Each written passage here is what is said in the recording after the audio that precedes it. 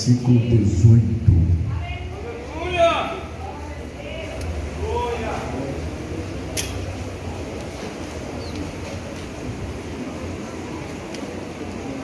Eu vou tentar me esforçar para ser fiel ao tema deste nosso 8º Congresso Edificar. É já a última hora. 1 João capítulo 2, versículo de número 18. Que Deus continue abençoando o nosso amado pastor presidente Lucimar Gomes, conjuntamente a sua família, seu ministério, o colegiado de obreiros, a coordenação deste congresso, os departamentos. Deus continue os abençoando poderosamente. Amanhã será o nosso grande encerramento desta nossa linda festa. O meu amigo pastor Wellington França vai estar ministrando a palavra e com certeza será um grande encerramento com chave de ouro. Vai melhorar o glória a Deus agora, quer ver? Com chave de fogo. Em nome de Jesus. Glória a Deus. Cantora Fabiana Borges, prazer, satisfação, Deus o abençoe grandemente. Queridos, primeira carta de João capítulo 2, versículo 18. Filhinhos, é a última hora. E como vós ouvistes que o anticristo há de vir, e mesmo agora há muitos anticristos, por isso sabemos que é a última hora.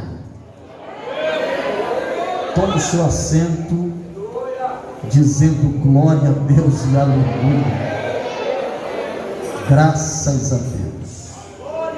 Louvado e engrandecido seja o nome de Jesus por esta rica e maravilhosa oportunidade que o Senhor nos concede de poder estar, meus queridos irmãos, uma vez mais na sua casa, na sua presença, para louvá-lo, engrandecê-lo, adorá-lo na beleza de sua santidade.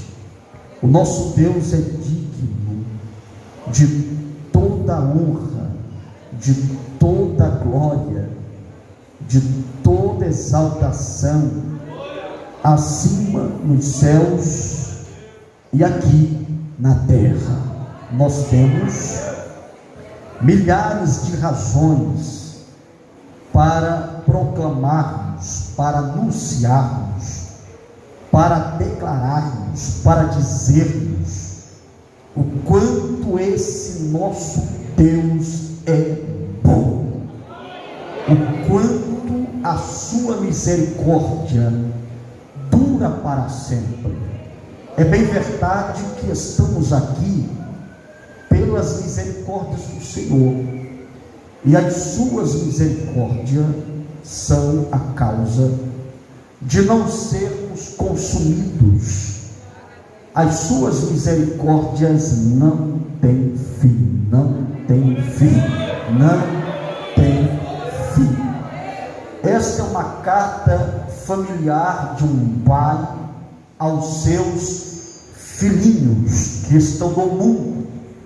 É um dos mais íntimos livros inspirados, porque o apóstolo João, ele usa aqui um termo interessante. Ele começa dizendo filhinhos. Filhinhos é um termo carinhoso, é um termo que demonstra cuidados, é um termo que demonstra zelo, é um termo que demonstra um sentimento, uma manifestação de proteção para com aquele que o Pai ama. E é interessante que o mundo é considerado uma coisa exterior. O pecado do crente é comparado à ofensa de uma criança contra seu pai e é tratado como assunto de família. O Evangelho de João nos conduz para dentro da casa do Pai.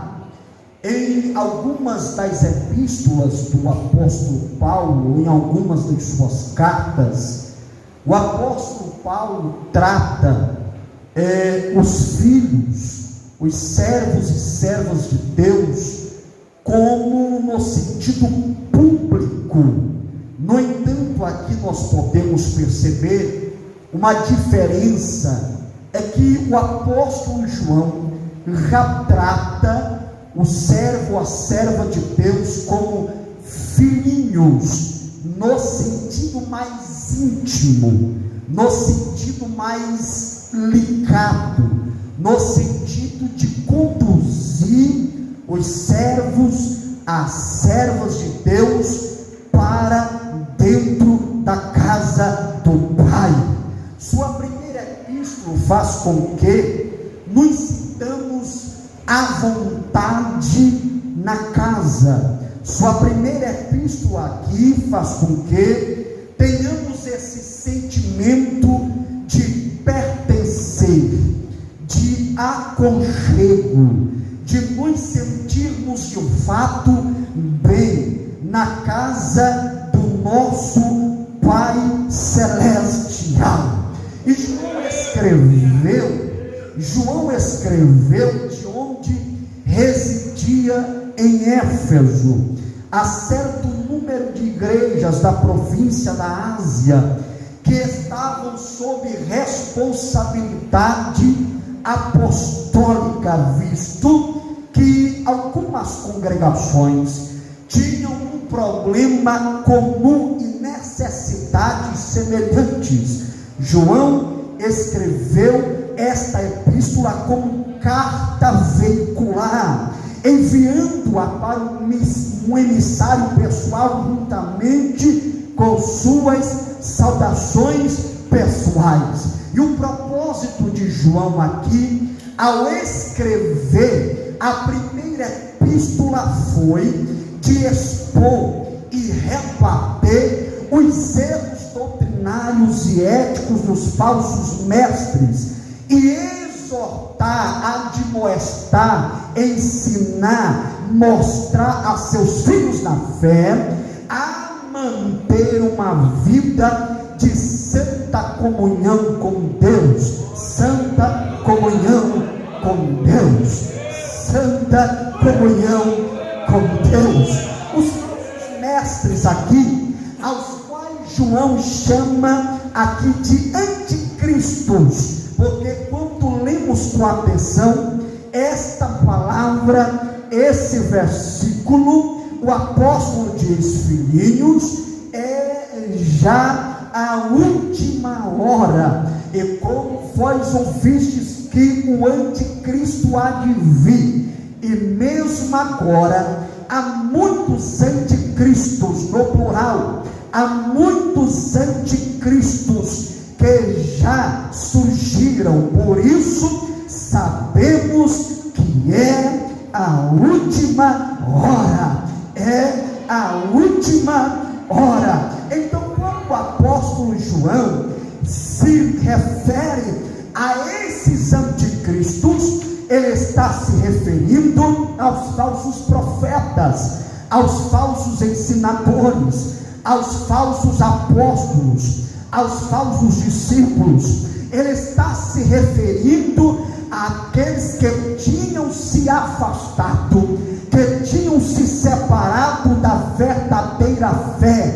Ele se refere àqueles que se apartaram do ensino apostólico sobre Cristo e a vida de retidão. É por isso que o apóstolo João se preocupa em aconselhar, em guiar, em conduzir o povo a uma sã doutrina, a um genuíno evangelho, a saber, o evangelho de nosso Senhor e Salvador Jesus Cristo.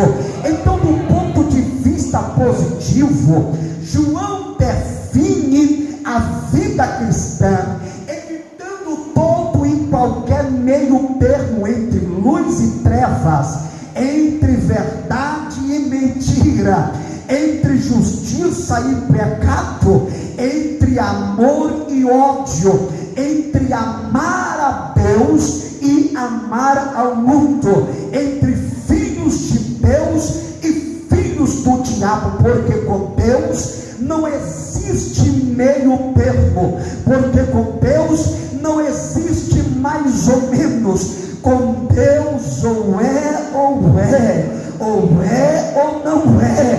Com Deus ou vai, ou então não vai.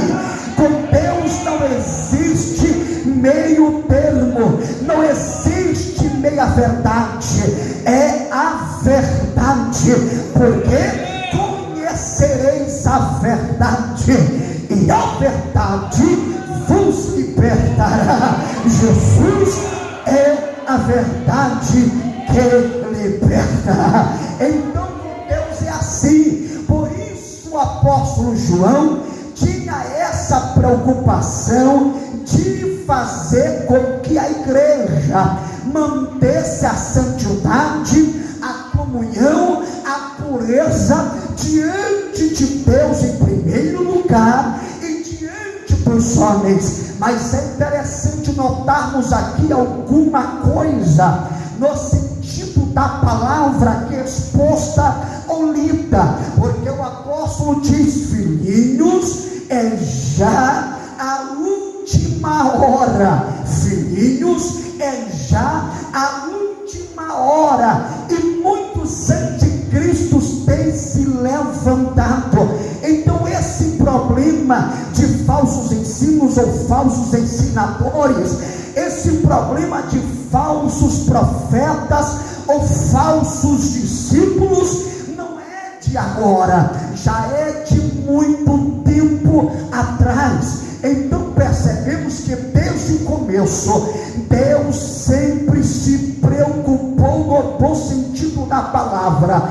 Desde o começo, Deus sempre desejou manter o seu relacionamento com o homem. Deus sempre quis que o homem também mantesse o seu relacionamento com o homem, com Deus. Então, quem não conhece, por exemplo, aqui a história lá da criação do mundo, quando Deus criou os céus, quando Deus criou a terra, quando Deus criou o jardim do Éden, um lugar belo, um lugar maravilhoso, um paraíso inigualável, e por fim Deus criou o homem e a mulher. Deus criou Adão, Deus criou a Eva, os colocou nesse jardim para cuidarem do jardim, para zelarem pelo jardim, para manterem fielmente comunhão com o Senhor.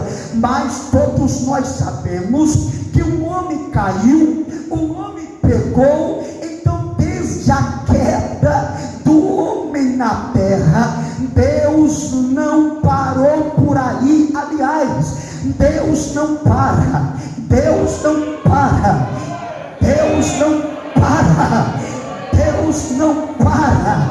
Deus está em constante movimento, Deus está constantemente em ação, Deus está constantemente trabalhando.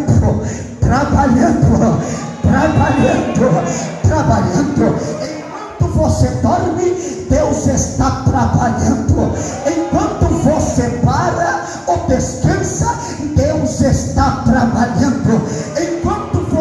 fecha os olhos, Deus está atento, olhando tudo, porque Ele vê tudo, porque Ele sabe tudo, porque Ele pode tudo, porque Ele faz, porque Ele guia, porque Ele restaura, porque Ele restitui, porque Ele levanta, porque Ele cura, porque Ele sara, porque Ele capacita, porque Ele renova. Só quem acredita nessa palavra, oh, bendito seja o nome de Jesus. Então, depois da queda do homem, Deus não parou, Ele traçou um plano de redenção.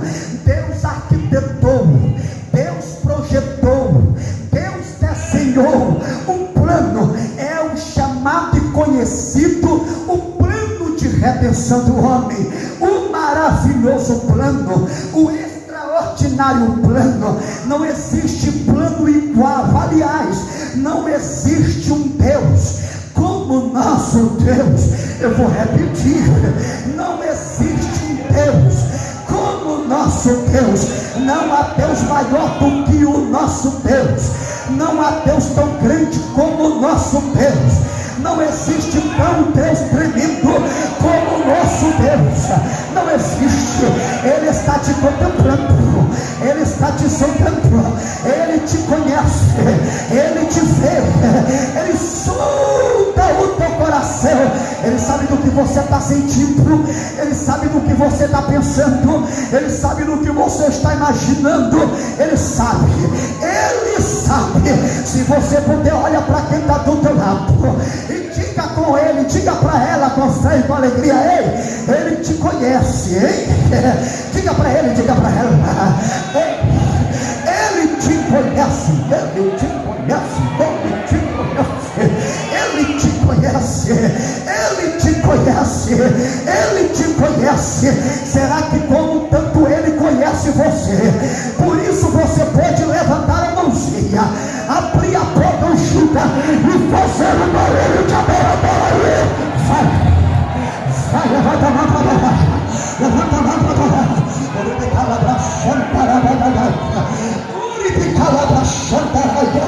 Levanta a mão para baixo. Eu vou deixar por um instante você olhando. Vai.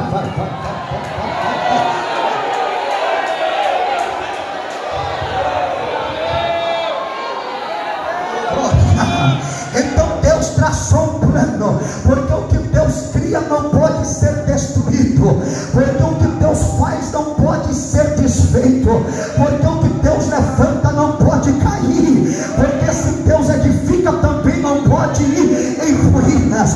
Por isso eu já vou logo profetizando. Levante a mão para receber a palavra profética. Deus está levantando nesses últimos dias aquele que está caído.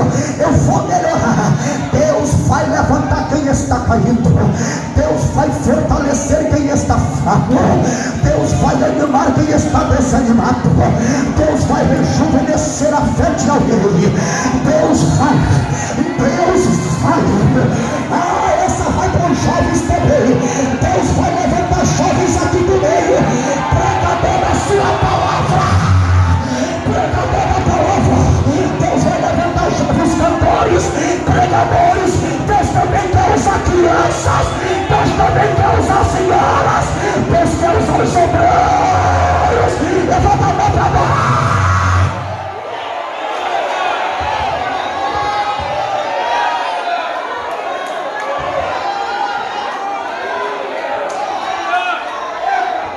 Cutuca esse crente que está do teu lado e diga para ele: é só dar lugar para o guerreiro, que ele vai te usar. Eita!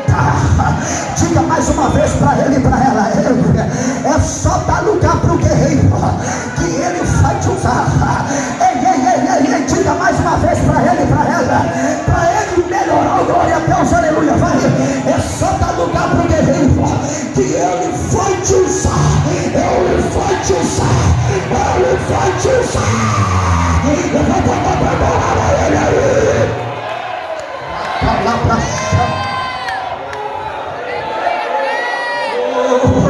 o homem pensava que estava tudo perdido, até Satanás achava que tinha ganhado, mas Deus traça um plano, o plano da redenção. Começou Deus então em ação, logo depois da queda do homem. E é interessante agora que Deus vai traçando períodos e tempos. E é interessante ainda que Deus usa um fator chamado tempo. Deus usa um fator chamado tempo. Vou repetir de novo. Deus usa um fator chamado tempo. O tempo de Deus é o Kairos, é o tempo de Deus. Tudo é no tempo dele, é na hora dele, é do jeito dele, é no dia que ele quer, é no ano dele, tudo é no tempo dele. Aí ele usa o tempo, um fator chamado tempo. Aí eu vou convidar você agora para lermos Mateus capítulo 20, a partir do versículo 1 ao versículo de número 7, só para entendermos melhor, para entendermos um pouco mais acerca da palavra. Porque o reino dos céus é semelhante ao homem que é um chefe de família, que saiu de manhã cedo, ou seja, de madrugada, a contratar trabalhadores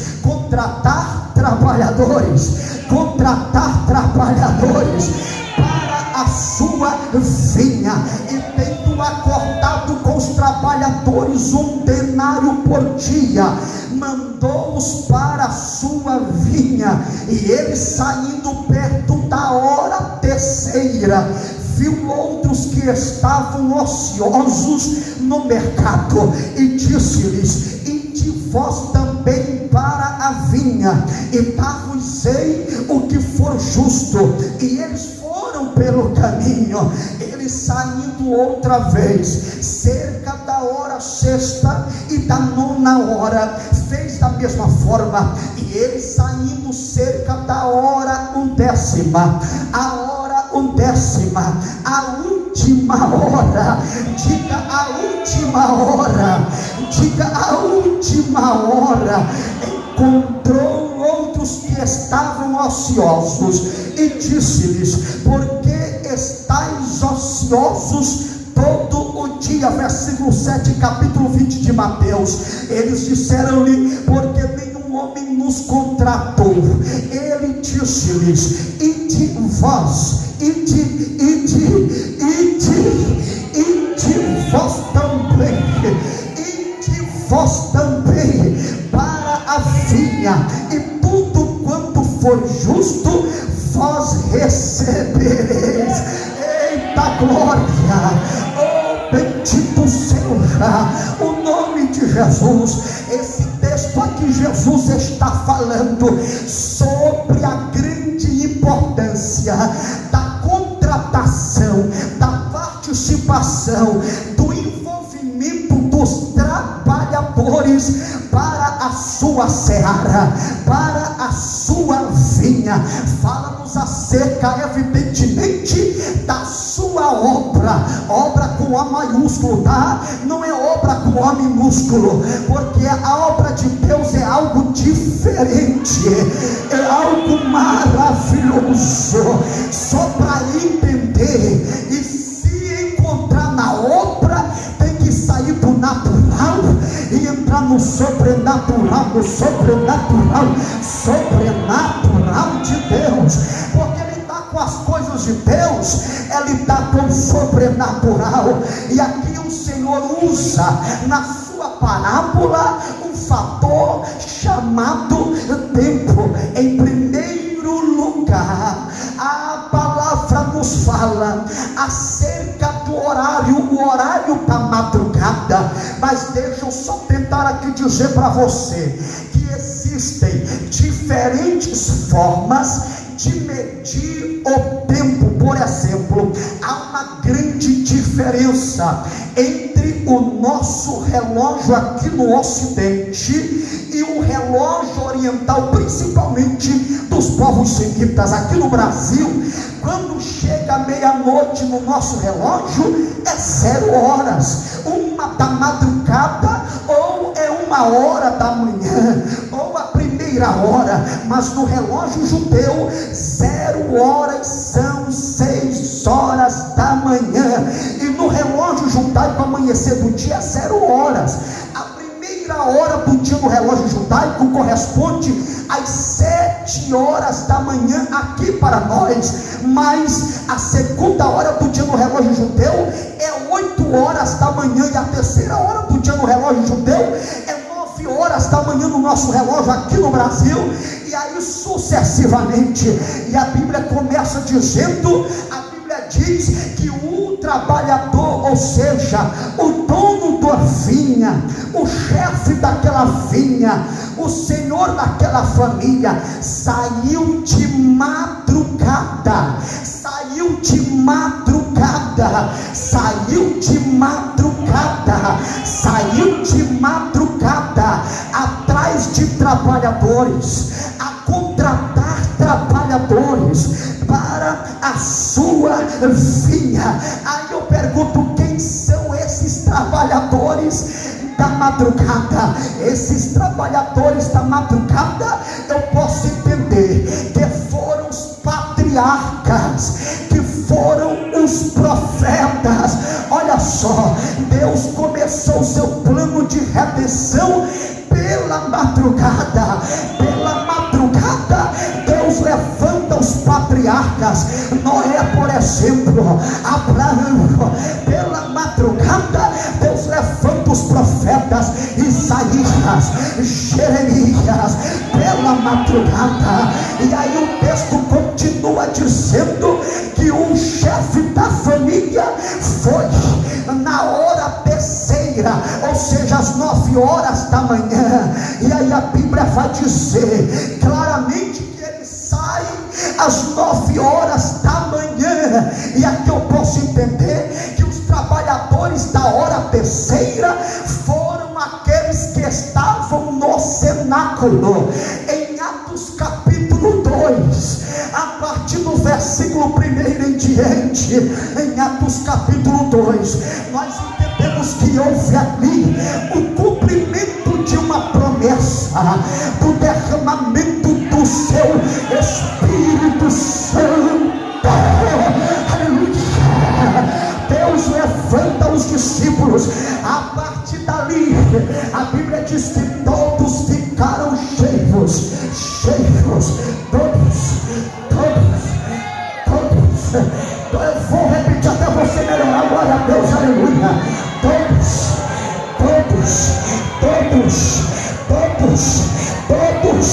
é para todos, o derramamento do Espírito é para todos, o derramamento do Espírito é para todos, é para menina, é para o jovem, é para jovem, é para a senhora, é para o senhor, é para o ancião, é para o idoso, todos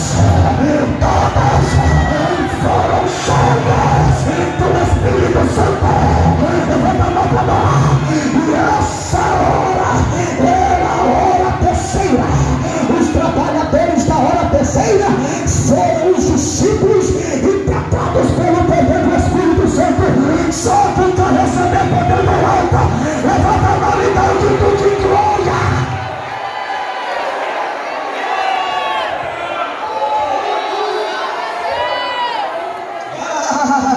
E aí a palavra continua dizendo, e o plano de Deus vai se descortinando, o manto de mistério vem sendo executado. E é interessante ainda que a parábola fala acerca da hora sexta, e a hora sexta aqui para nós é a hora do meio-dia, ao meio-dia. E aí eu me lembro da passagem de João capítulo 4, onde Jesus estava cansado, pastor Wellington França, e aí Jesus encosta, passa por Samaria, e a Bíblia diz que era necessário Jesus passar em Samaria. Não é que era só esse caminho, não era porque só tinha esse caminho para ir para Samaria, tinha outros atalhos, tinha outros caminhos para ir para Samaria, mas Jesus quis. E quando ele quer, ninguém pede. Jesus quis passar por Samaria. Quando ele encosta em Samaria, pastor Arimar, ele encontra uma mulher samaritana.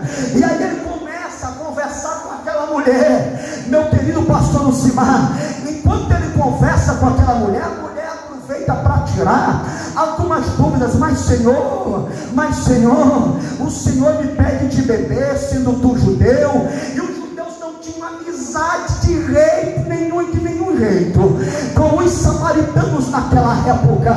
Mas Jesus quebra o protocolo. Ele é especialista em quebrar o protocolo, porque quando o homem diz não, Jesus chega e diz sim. Quando o homem diz não pode, Jesus chega e diz pode. Quando o homem diz não vai, Jesus chega e diz vai. Quando o homem chega e diz eu sou pequeno, Jesus chega e diz eu sou grande, eu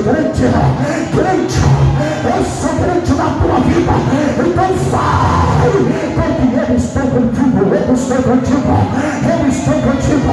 Só quem está entendendo a palavra, dá um sinal de adorador aí, vai. Aí Jesus, olha, resumindo aqui a conversa, Jesus olha e diz assim: olha, se tu soubesse quem te pede de beber, tu darias água de beber, e eu te daria água, e tu nunca mais tornarias a ter sede. A mulher entendeu logo o mistério. E aí Jesus revelou algumas coisas da vida dela. Depois que Jesus revelou algumas coisas da vida dela, ela tirou a conclusão: tu és o Messias, tu és o Cristo de Deus, tu és profeta em Israel. Jesus, fica aqui rapidinho à beira do poço, aqui à beira da fonte. Não sai daqui, tá? Por favor, Senhor, porque eu vou correndo lá em casa para avisar que o profeta chegou, avisar que o profeta, olha quem Deus usa para fazer missões, a mulher samaritana. Olha quem Deus começa usando: os patriarcas e os profetas, e depois os discípulos pelo poder do Espírito Santo, e depois o próprio Jesus. Aleluia! Vem, adrenaliza a mulher com o Espírito e a glória da salvação, e ela se torna missionária. A Bíblia diz que ela ganhou toda Samaria para Jesus.